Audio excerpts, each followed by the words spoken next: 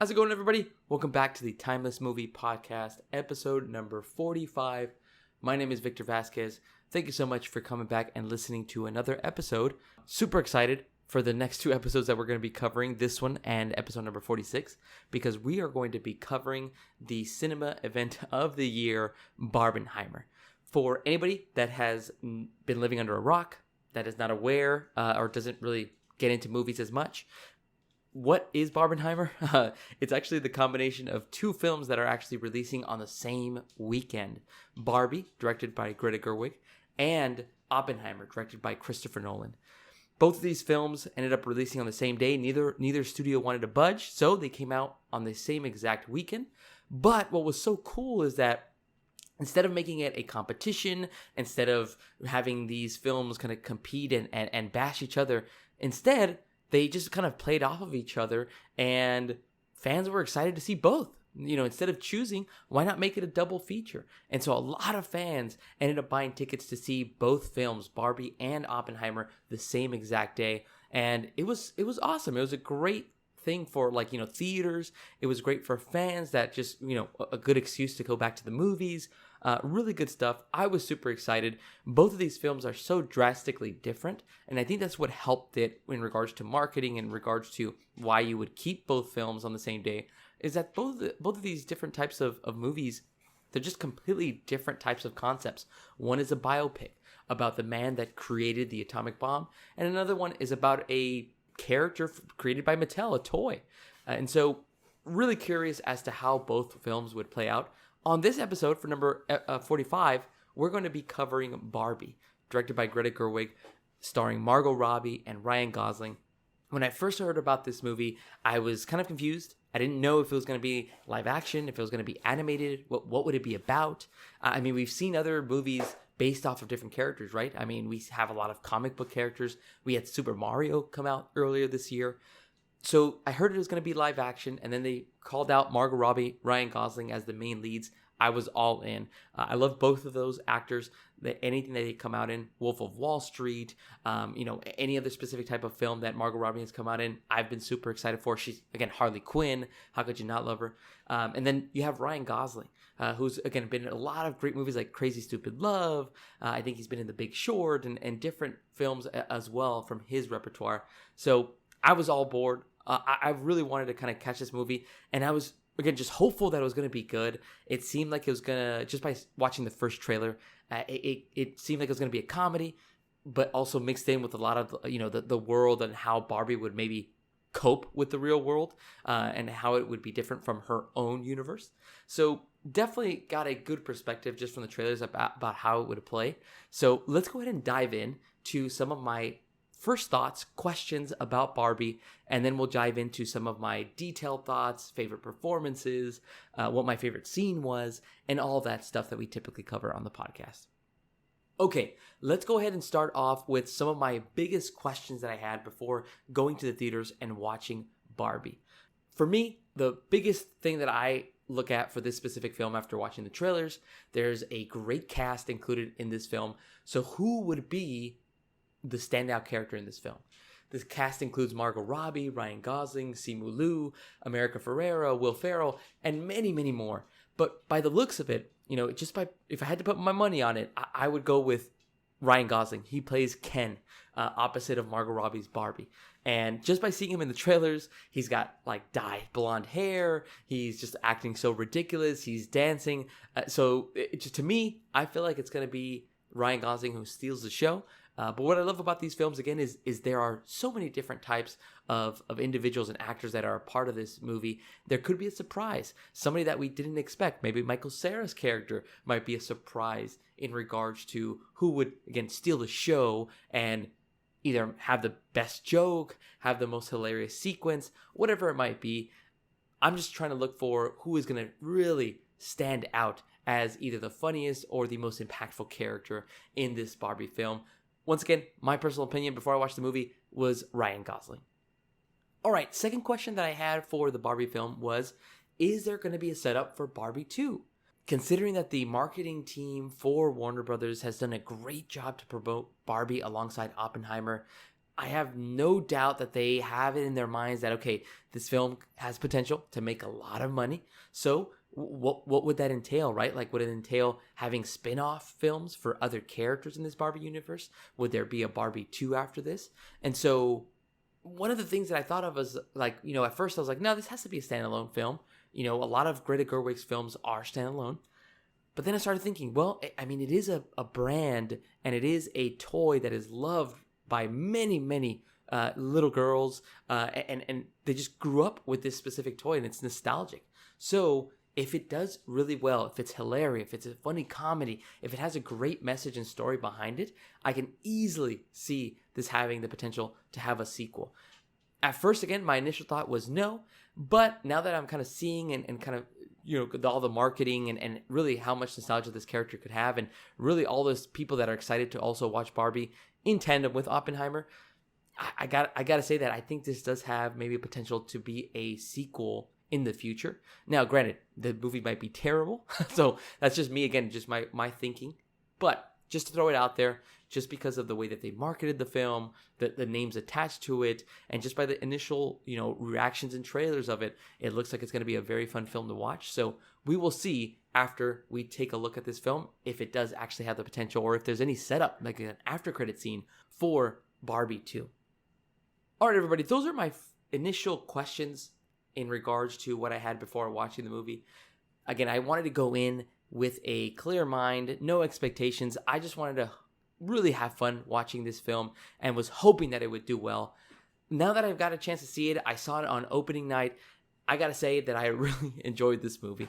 It had so many hilarious parts to it, and I was very glad that it was geared more towards adults than it was kids. That was just my perspective. I had a feeling when we walked into the theaters, I ended up watching it with my brother. I was kind of curious, considering that this is more of a character that is obviously followed and loved by little girls that obviously have now grown up and they still love the character in some way. I was kind of curious, would they make it more towards a kid's movie? Make it very lighthearted. Obviously, it was going to have a lot of jokes in this case. But I was very surprised. It actually geared more towards adults. A lot of adult jokes that went through. The movie ends with a very adult joke as well. So really like that aspect of it. And so, again, my came in with no expectations, but really happy that after I left the film, I was, again, in a state of just joy. I loved the movie. I thought it was really hilarious. One of the other aspects that I was, again, thinking of was, how would the story go down? How would they be able to translate a story about Barbie and compare that to the real world? Or how would they be able to pull it off? Well, let me say that Greta Gerwig and the rest of the team that wrote this movie and directed this movie did a great job with this film. Again, the story was really spot on for me. Little nitpicks here and there. So I think this would be a good opportunity for me to jump into some of my pros and cons for the Barbie film. Let's start with the pros. For me, one of the best parts of this movie and what made it very enjoyable was the comedy. The comedy of the film was really well done. They had various different parts that would at times break the fourth wall. I don't know if it was done on purpose, but it was only a couple of rare times. Like there was an individual that was singing, and then they get cut off, and then you could just hear the singer just say like that, like I'm still singing, and then they're just in the background, being almost calling out that they have been cut off. There's also a narrator in the film, and the narrator is played by Helen Mirren, and she is also trying to narrate different parts of Barbie's life as she goes on. And there's a time that she actually calls out who's the actress that's playing Barbie, which is Margot Robbie. So really a lot of good tidbits in regards to the comedy. Now, I'm not going to say it was like 100%, like, yeah, I laughed at every single thing. But more times than not, probably like 9 times out of the 10 jokes that they threw out there, it was hitting for me. So really enjoyed the comedy that was played out. Some of the characters, their facial reactions were just too good not to laugh. Second pro that I had was one thing I just mentioned before, which is the story and the message that was shown. I really thought it was a great idea and a great concept. Greta Gerwig did an awesome job of writing what it was like to be a woman in a man's world. There's a lot of times where you have movies like that where, they will bash the man. They'll say like, and it's most certainly true, right? Obviously in this kind of a world, very rarely is it like, is everything equal? Sometimes there's men that make more money than women. There's there's advantages that one gender might have over the other. And so how Greta Gerwig was able to kind of map this out and kind of play it off was really well done. It was relatable. It put it in a perspective where it's not over the top, and it's not, again, bashing men. It's more so like, here's how it feels to be a woman. Here's how complicated it is. That way, whether you are a woman, whether you're a man, whether anything, you can see and kind of get into the shoes of, oh, dang, is that really how it is like that? Is it because a woman raises her voice or acts mean, they're immediately considered, somebody that should not be a boss, or, all these different natures of how it was described in the movie, I thought was really cool. And even the whole story about Barbie herself, how she experiences what it's like not living in Barbie land. She lives in this universe where women are in charge as Barbies, and Kens, all the men in this universe, are really just secondary. And then she comes to the real world and she sees that it's completely opposite. She's confused. She doesn't understand what her life is, what her meaning is for her life as well. And it all kind of just plays out all the way to the end where she ends up making a decision for herself. What does Barbie really want to do? So really good stuff. Again, I thought the story hit on a lot of good areas and ideas, and it explained it again in a way that is not over the top, which I really appreciated. I feel like other films that were probably dealing with this topic about men and women not having the same opportunities as men, they would have gone over the top, and it would have just been like, oh yeah, like this is this or this is that, and then made it just not in a fun comedic way. And Greta Gerwig and the team actually did a great job with that story and message of this film. So definitely props to them for being able to pull it off. Another pro that I have for Barbie is the cast. They did an amazing job in this movie. Ryan Gosling had some hilarious dialogue throughout the film. Margot Robbie, great as always. Whatever she comes out in, she's hilarious. She cries. She's serious. She has such a great range in the film. So I love seeing her, just being able to portray this character and have Barbie come, to real life, really. We also have Kate McKinnon she actually played a weird Barbie, and it was so different from every other Barbie that had come out in the film that I had to call her out because she did really well in her specific spot. And then there's also America Ferrera, who was, she had a chance to shine as she was the human character that was able to connect with Barbie in the film.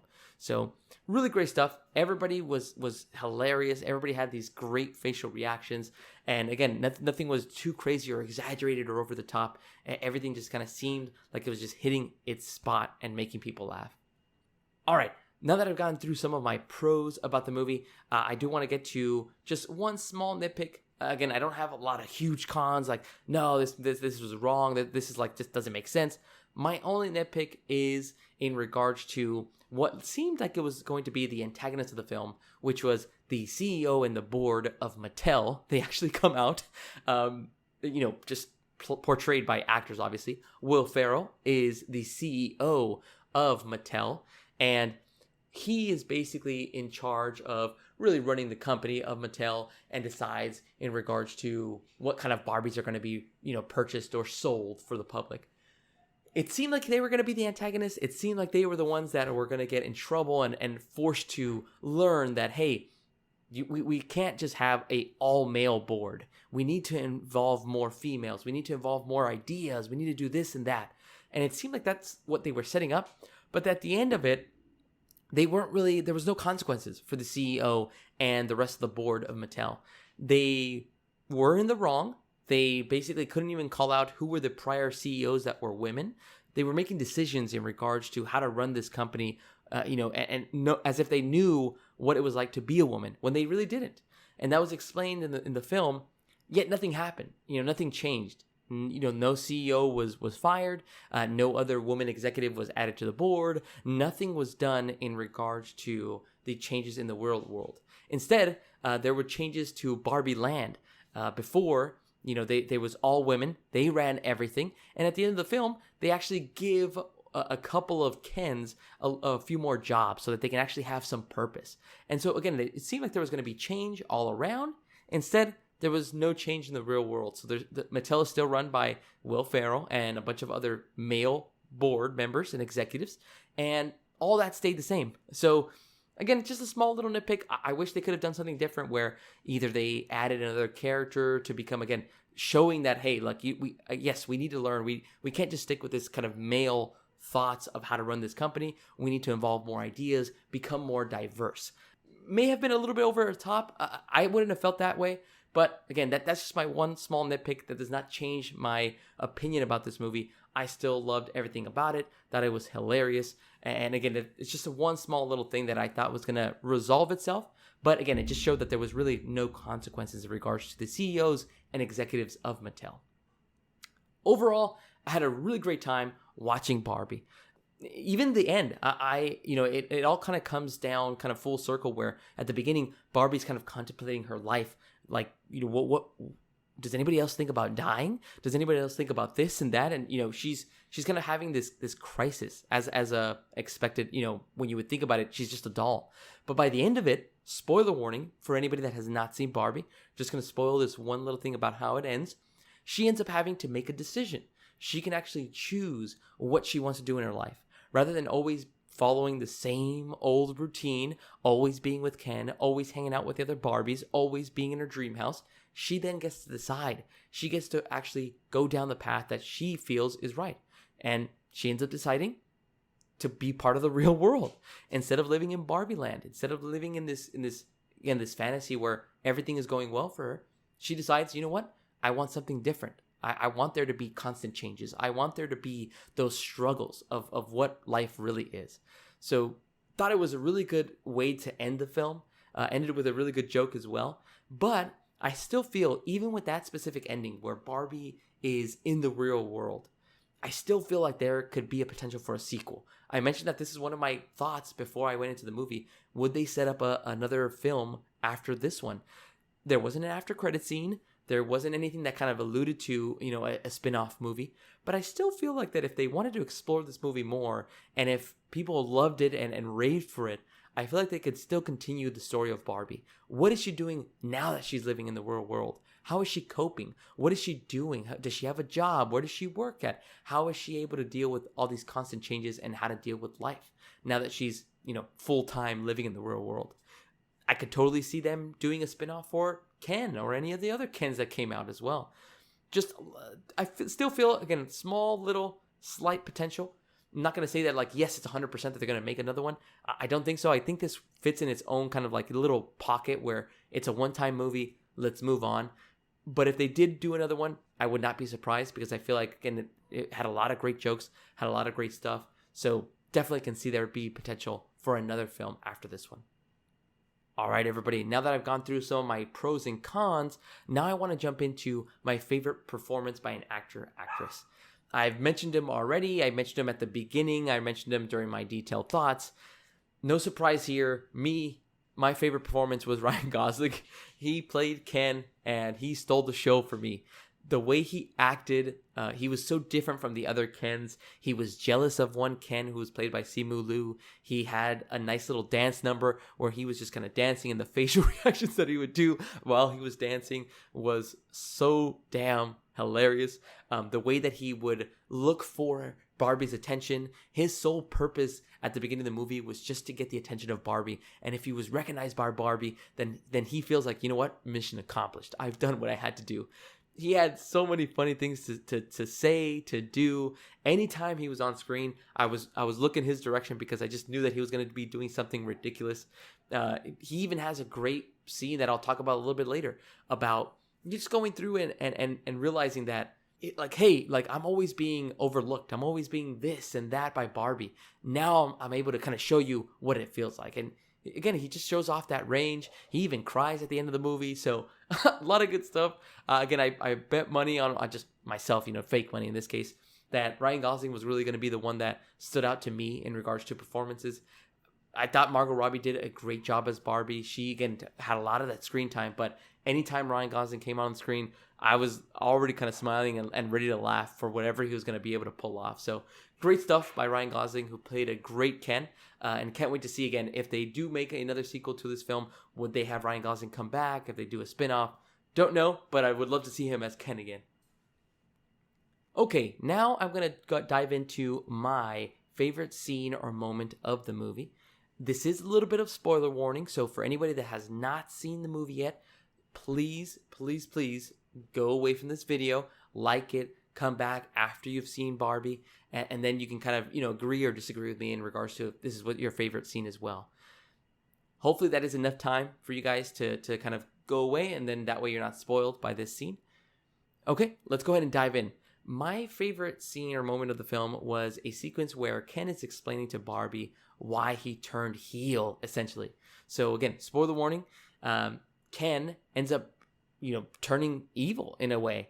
He ends up kind of looking at Barbie, and he understands at the beginning of the movie, Barbie is the sole reason that he exists. If he gets acknowledged by Barbie, then he has done what he needed to do in his life, and he gets this kind of confidence. And there's moments in the film where he ends up not getting any recognition from her, no attention, ends up getting told to, no, go ahead, you can leave. You don't need to be here. And it all kind of piles up. And then what's worse is that Ken also joins Barbie to go to the real world. And he ends up finding out that in this world that we live in reality, men are the ones that are in charge. And so he ends up taking those philosophies, those ideas of a patriarchy, and he brings them to Barbie Land, and he basically converts all the Kens and all the Barbies into thinking, yeah, men have to rule the world.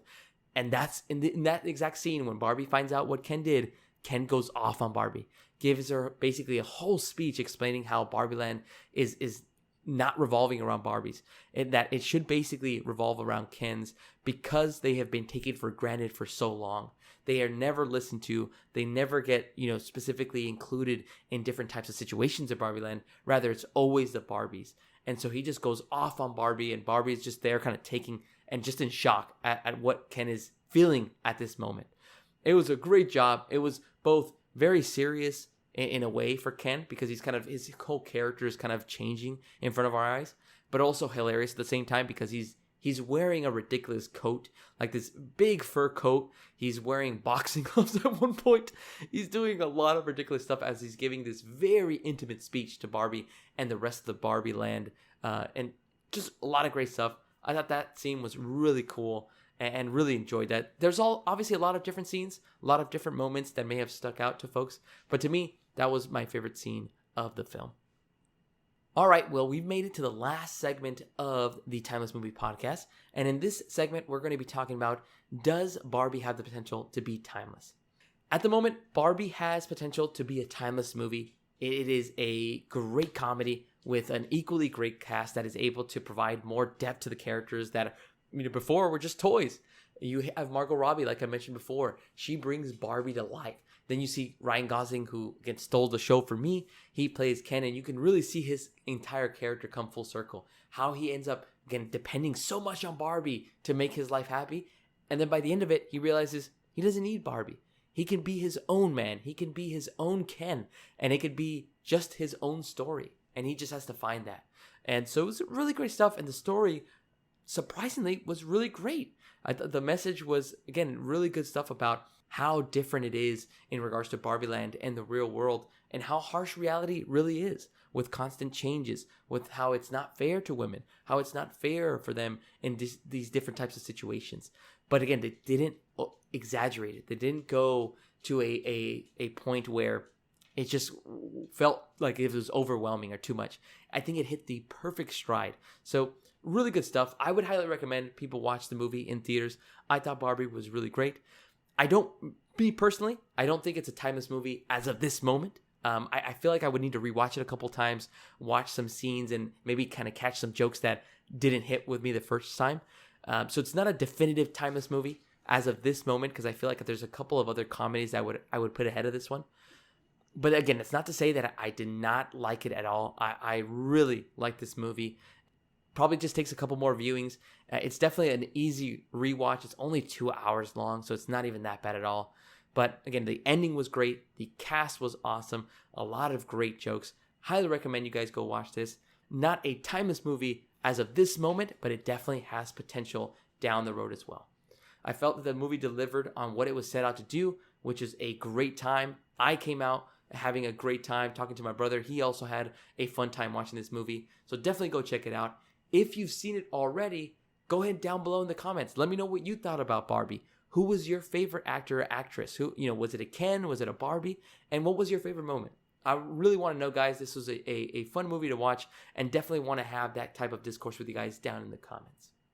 All right, everybody, thank you so much for listening to this episode. My name is Victor Vasquez. This has been episode number 45 of the Timeless Movie Podcast. Make sure to check out the next episode because we're going to be talking about the part 2 of Barbenheimer, which we're going to be covering is Oppenheimer, directed by Christopher Nolan. All right, everybody, thank you so much, and I'll catch you guys on the next one.